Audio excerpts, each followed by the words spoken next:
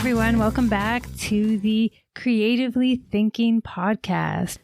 Join Carolyn Botello as she uncovers the inspirations behind some incredibly creative minds that are orbiting our local communities.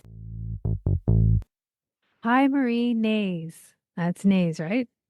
Correct. Okay. I am pleased to meet you and happy to have you on the show.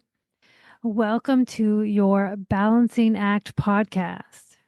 You are a talented Canadian landscape painter. And as well, I'm going to sort of break a pattern and ask, what do the letters after your name represent? I just have to know.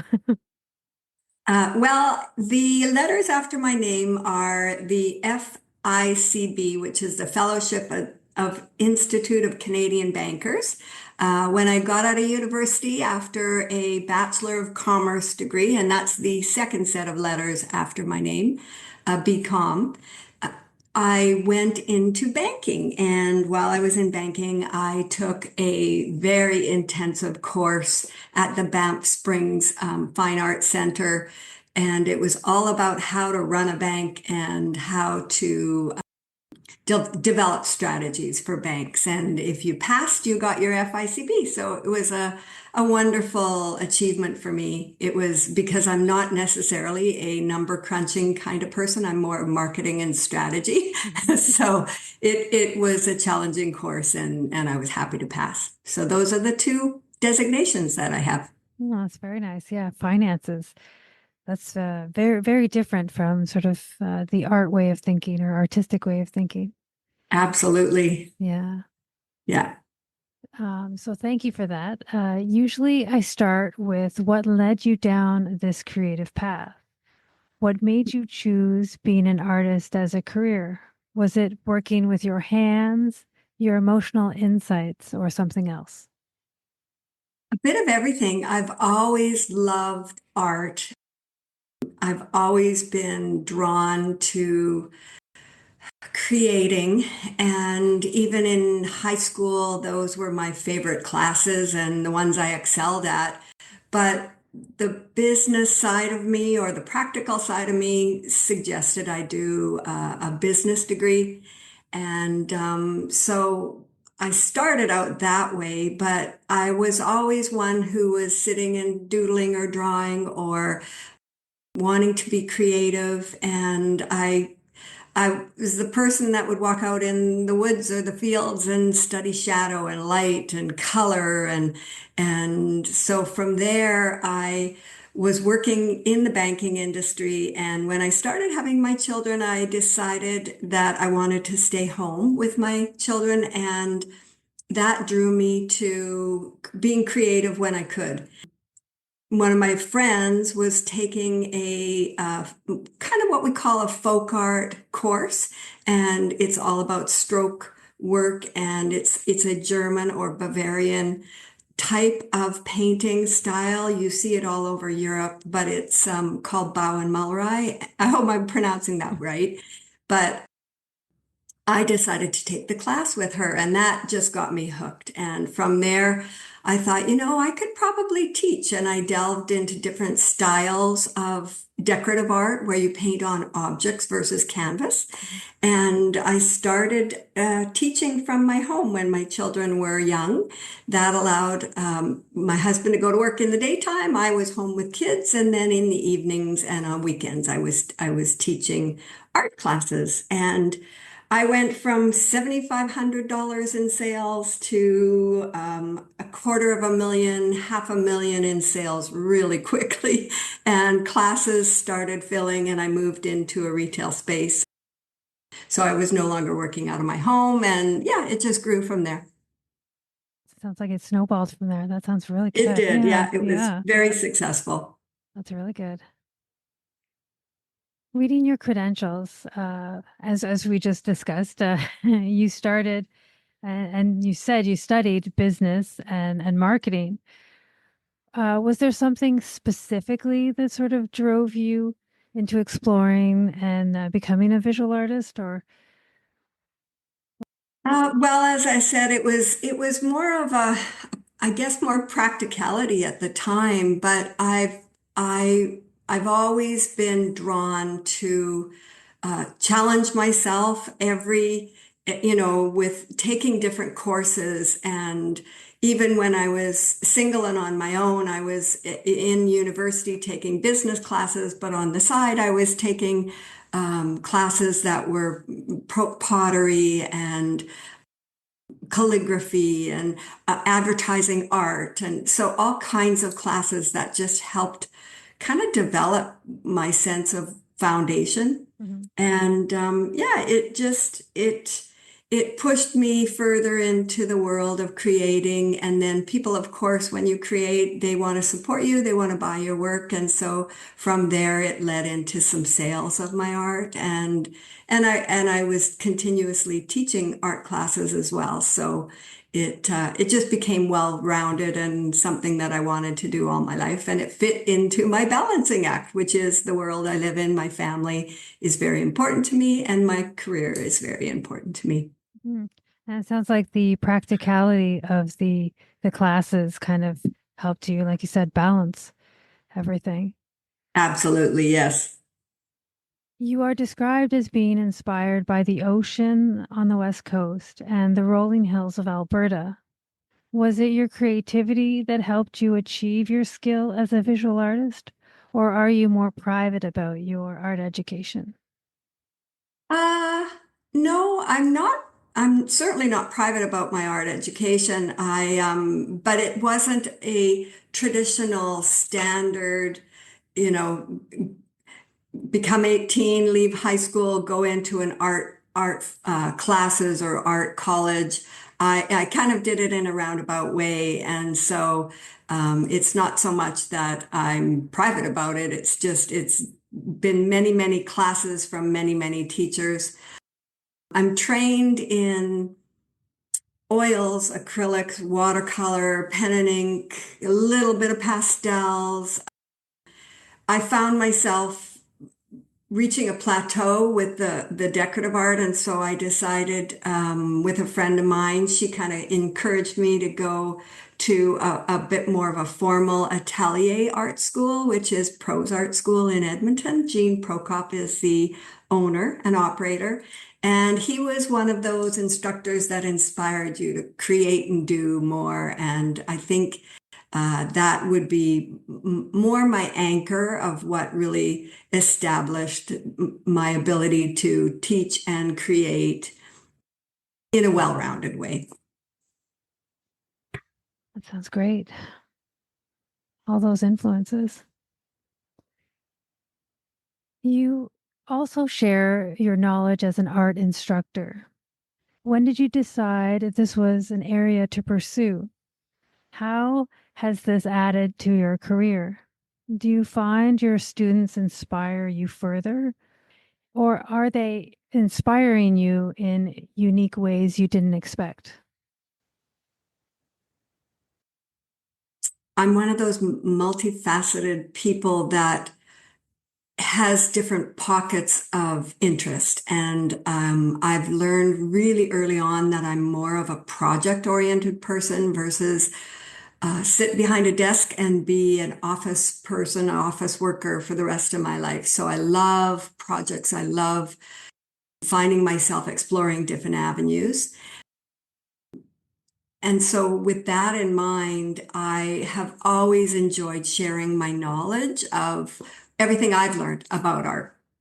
And I find that when I'm just creating art, it's a void. I'm not one to want to just be in my art room on my own and create for the next 7 months or 8 months. I mix it up. So I have periods of time where I teach workshops and I get together with other artists groups. And then there are periods of time where I just kind of go close off and sit down, knuckle down, and get some artwork done. So those are two areas, my instruction and my creation. But I also love marketing artwork for people as well. And so part of my past 10 years of creation has been opening an art gallery, working with others to create an art tour here on Bowen Island and working in the area of doing workshops and offering workshops to other groups and to my individual artists that come into my studio and paint with me.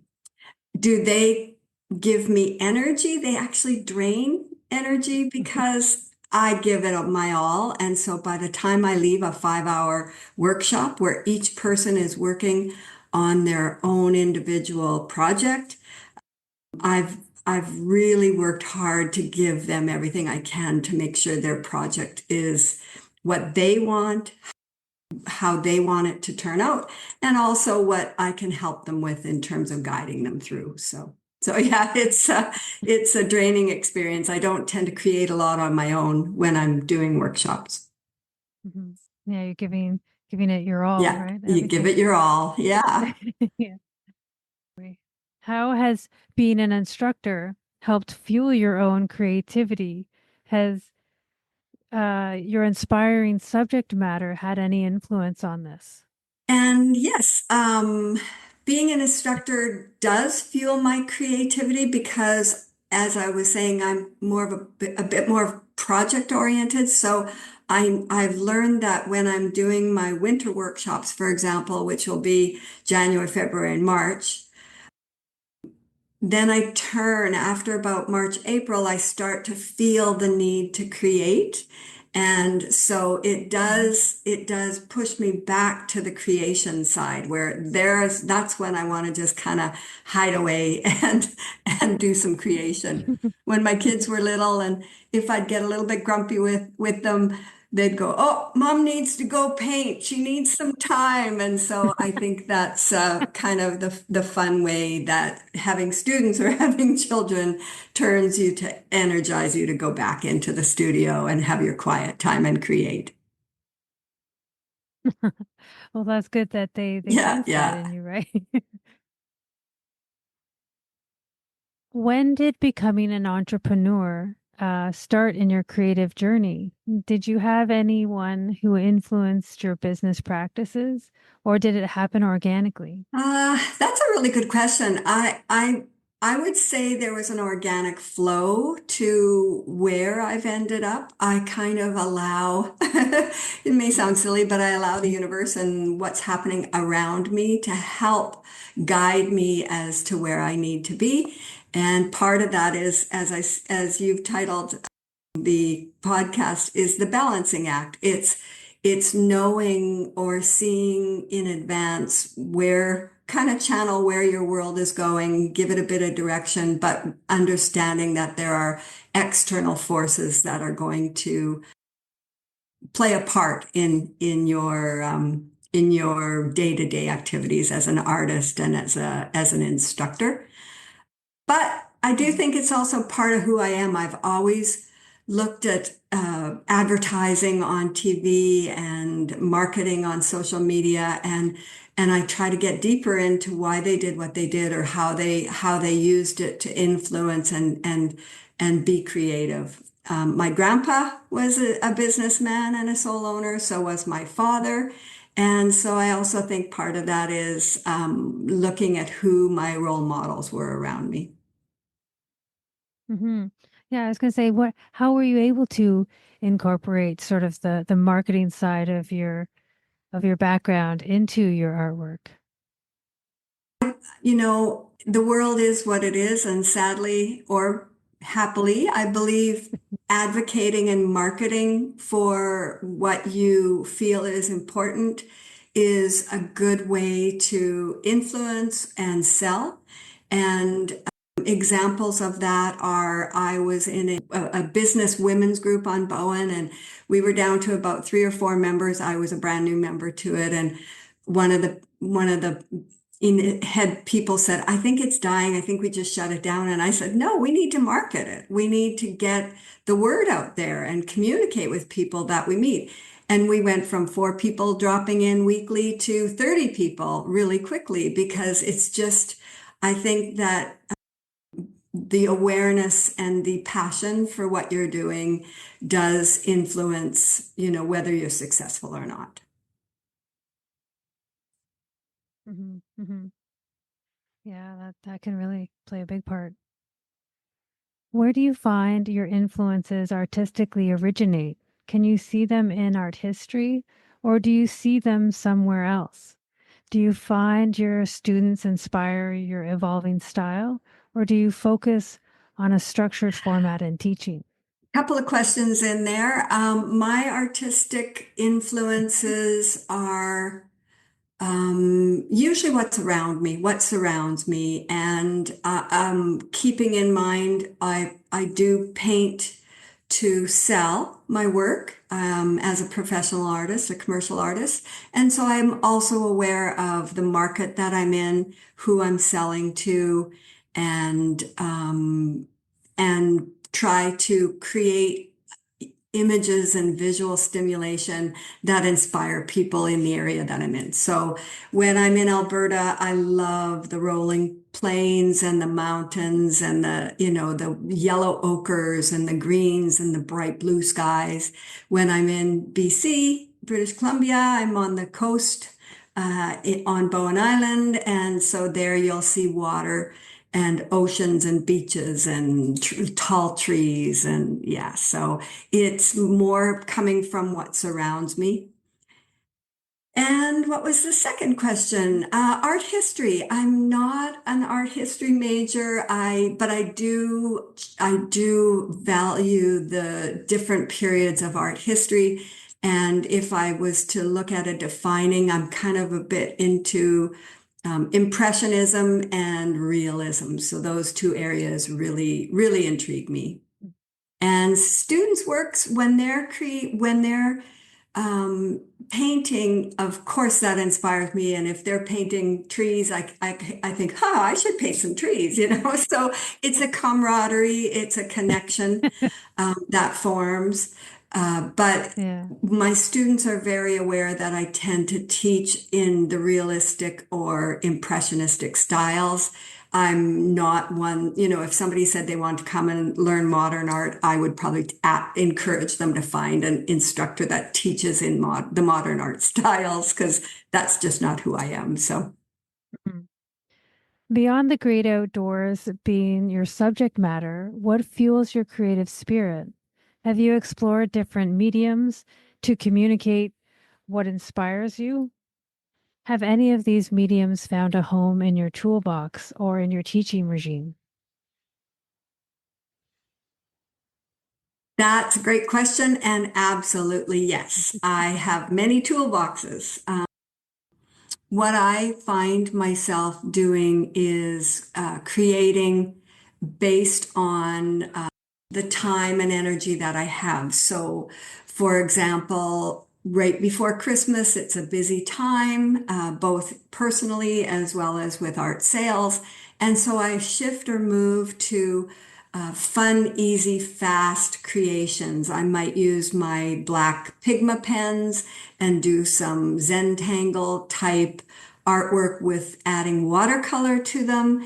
And then after Christmas, when life kind of slows down, the world is a little more focused indoors because of the chill in the air. That's when I usually go into my my hyperdrive of looking at painting bigger, larger paintings. And I usually do a series of 3 to 5 paintings on a specific subject matter. As I said, in the last few years, I've been back to teaching my workshops as well. So I kind of have to pace that out. Mhm. And when I get into the spring, we have the art tour here on Bowen. It's called Here's Bowen Arts Tour, bowenartstour.com. And that is kind of been my little baby for the last, it's a big baby. It's 130 artists. And Wow. last year was our first year. We had 21 art hubs and the artists were grouped at the hubs. And I think we did about $135,000 in art sales in the 10 short hours that the artists were open to the public. So it was a really good, well-rounded, fun event, and that'll be my spring, my spring endeavor. And then in the summer, I go back to creating and I shut down my workshops. Everybody's busy and I create. And we'll be right back.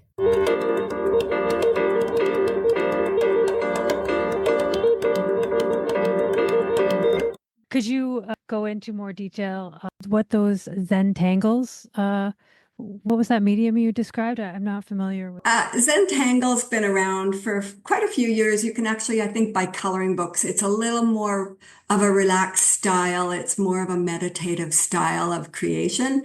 And what I do is I use black or colored markers, permanent markers. They can be Sharpies if you're just painting or creating for fun and it's not, you don't need it to be archival.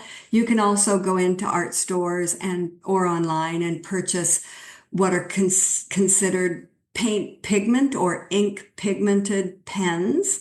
And they have different size of nibs, so you can create different thicknesses of lines. And you can actually do entire sketches and drawings. Zentangle tends to be a little more, you can look up the word or search it online, but Zentangle is a specific style of creation with permanent markers where everything's kind of intermixed and you work with circles or squares or squiggly lines and you create something from that. So, yeah. So it's kind of like collage almost, or Collage would be more where you're using multimedia, including maybe fabrics and cardstock. And no, I tend to work on either watercolor paper or just a stiffer Bristol paper if I'm working in a pigmented ink style. So and it's just more with lines, right? yeah, lines and drawing. Yeah. And then you can add watercolor if you're on a watercolor paper. So you can create in different ways, but And so these markers, they sound like they're like you're describing them as like they can resemble paint with the sort of ink that they produce when you. yeah, the world of markers has changed in 20 years. The permanent marker or the pigmented ink marker, those can be archival in nature, so they can last 20 to 100 years out there. The India ink, traditionally, your nib and ink was your original style 100 years ago. Whereas now the pens that you can get, if you walk into an art store, you can get pens that have square nibs, flat nibs, brush style nibs on the ends of them, and they can come in a range of colors, or you can work with black. And yeah, the world's the sky's the limit, and there's so many different variations of pigmented pens or permanent markers. Some of them are acrylic in nature. They're actually acrylic paint that's in a pen style.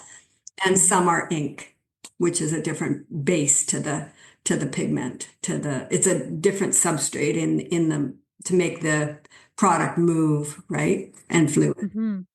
Oh, wow.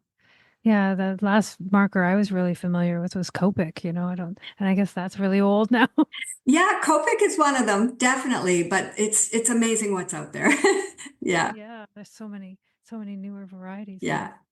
I tend to work, as I said, in many different mediums. I work in oils, I work in watercolor, acrylic, ink, there's yeah. So many mediums now. Yeah. When I'm painting to sell, it's usually acrylics or oils. I rarely, sell any of the fun, fast things. Those are more for me. Hmm. Hmm. What would you say is your biggest challenge as a visual artist currently? Has there been something that you have discovered in your journey that has questioned your creativity? Has there been something in my journey? I I don't question the creativity, but I do struggle because my practicality comes out. And when I start to create, I want to find a need or a use or a home for what I've created. And so I tend to my art to sales of my art. And so If you decide you're going to work on a series, that can be discouraging, of course, right? So I do still somewhat tie my art sales to my creativity. But as I age, I tend to find I'm more about exploring different art styles, having fun with it. And I've always said it's the journey, not the end result. And that's what makes me happy, I think, now is just being able to spend a lot of my time and energy exploring and creating. Hmm. I think you maybe misunderstood the question. I wasn't meaning just questioning your artwork, but just what is your challenge as you move through your journey as an artist? Oh, the challenge is finding the time. I took an art class with an artist who's a commercial artist, really successful. Hmm. And he said, defend your painting time. If you want to be successful, you have to spend 50% of your time painting and 50% of your time marketing and promoting. And for me, I find I need to feel that I have 2 to 3 hours to sit down and paint. And so that's often hard to find a solid chunk of time. Hmm. So that's definitely a challenge. I think nowadays, the other thing that will become more of a challenge is the use of AI, whether it's acceptable or not in the visual arts.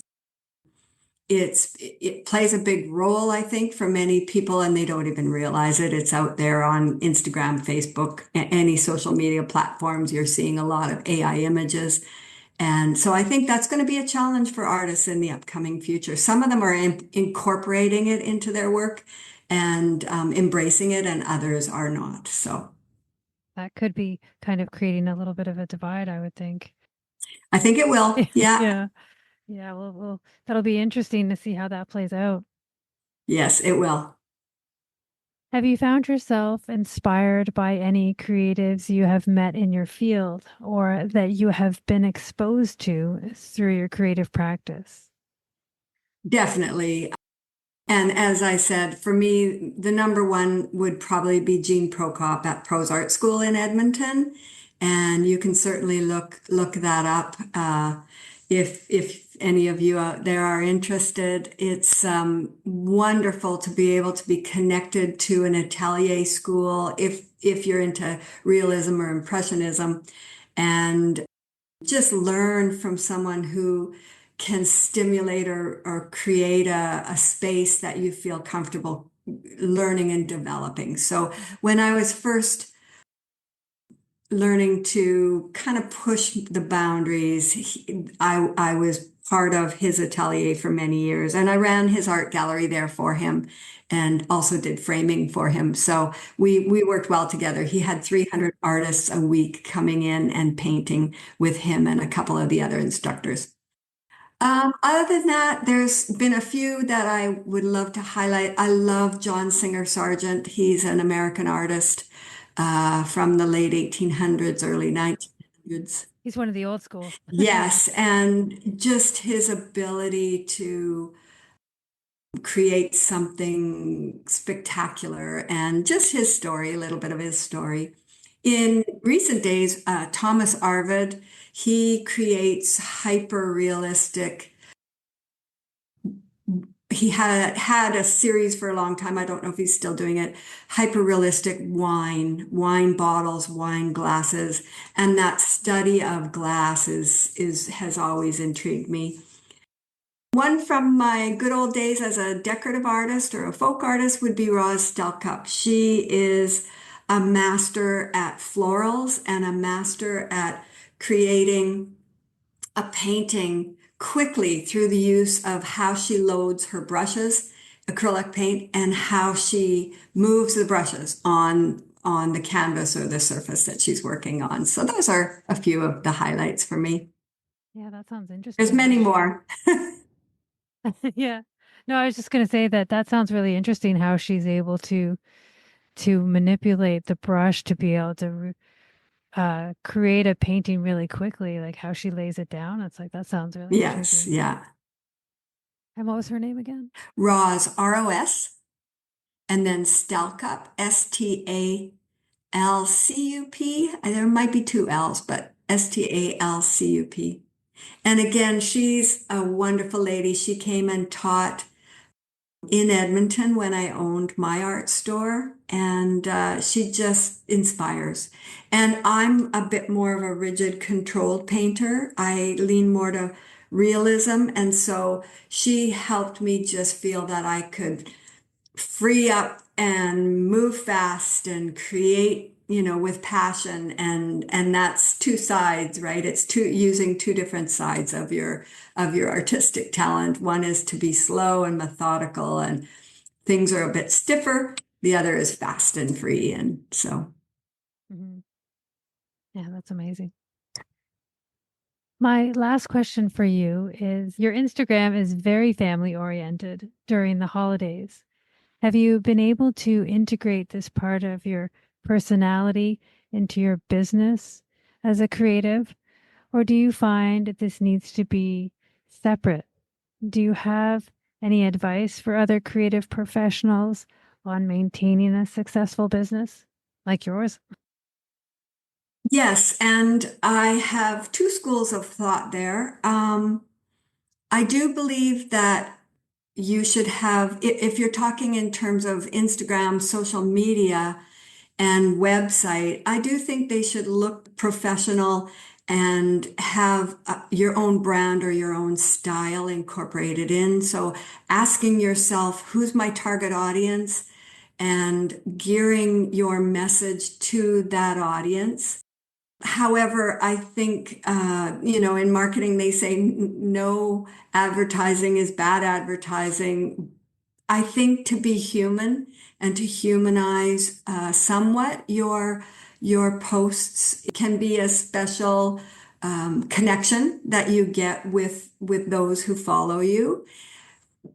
I also I also have to admit that when it comes to Instagram and Facebook and all the new social media platforms out there, it's a learning curve. And every time, every 3 to 6 months, they tweak it and they change things just slightly. And I had it all set up and running really smoothly. And then they decided that my business Instagram page would connect to my personal page. And so for a while, the personal posts were infiltrating into my business marketing. And it's like, oops, I got to change that. But at Christmas, absolutely, I want people to embrace, my love for my family and my love for my parents, who are 96 and 93 years young, and still living in their home. And so I do bring that element in because I think they should be celebrated. But and those are usually some of my more successful posts. It doesn't equate, of course, to sales, but it humanizes me and allows people to see a glimpse of my inner world. Whether it's your cat or your dog, or somebody that's special in your lives. I think that's a key element that can be important. What would I say about a marketing program for others to be successful? If you're not spending 50% of your time marketing and doing the administrative side of your business, or hiring people to do those for you, and spending the other 50% creating, then it's really hard. It's a really tough sell because you're not going to be getting the word out there. If you just sit and paint or create, and you want sales, it won't happen unless you either advocate for yourself and market and promote, or you get somebody to do that for you. Yeah, exactly.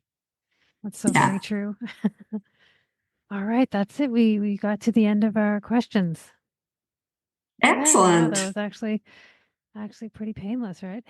It was Yeah. wonderful, Carolyn. You're a great facilitator at this. I'm looking forward to hearing the podcast. Yeah, I'm getting better at it, right? You're a pro. So, yeah, I'm getting better at it, right? So, all right, so I will get that interview to you as quickly as possible, and yeah, I'm looking forward to sharing it with you and your community. Thank you so very much, Carolyn. Thank you for taking the time. Yes. No. I've been enjoying the other podcasts. Oh, great. Thank you so much. Yes, I love doing this. I love hearing what creatives have to share, with their practice. It's really really enlightening. It's all different, isn't it? Yeah, I love it. I love it. And I'm trying to get a little bit of everything, like with like the design and the photography and the, encaustics, everything. Like just trying. And how did you find me? I found you on Facebook actually. Okay, wonderful. Yeah. Yeah. Well, that's where a lot of people still Yeah. are. I don't know about Instagram. I haven't really ventured into that too much yet. Well, the new one is Blue Sky. I don't even know what Blue Sky is. Oh yeah, Blue Sky's the new one. And Yeah. it's like, oh no, there's a new one. Something else to learn, right? Yeah, yeah. That's always good. All right. Well, you take care, Marie, and uh, and I'll talk to you again soon. Thank you. Bye. You bet. Thanks, Carolyn. Bye now. Join me next time as I go down another rabbit hole with another creative professional on their insights, their inspirations, and their ingenuity.